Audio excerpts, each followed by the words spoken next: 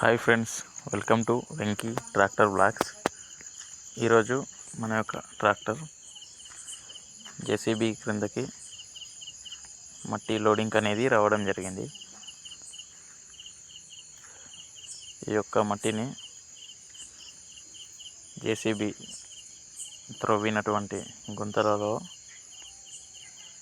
మళ్ళీ పూడ్చడం జరుగుతుంది. ఇలా చేయడానికి మొత్తం 2 ట్రాక్టర్లు అనేది నడవడం జరిగింది ఫ్రెండ్స్. ఈ యొక్క మట్టిని జేసీబీ గుంతలలో వేసిన తర్వాత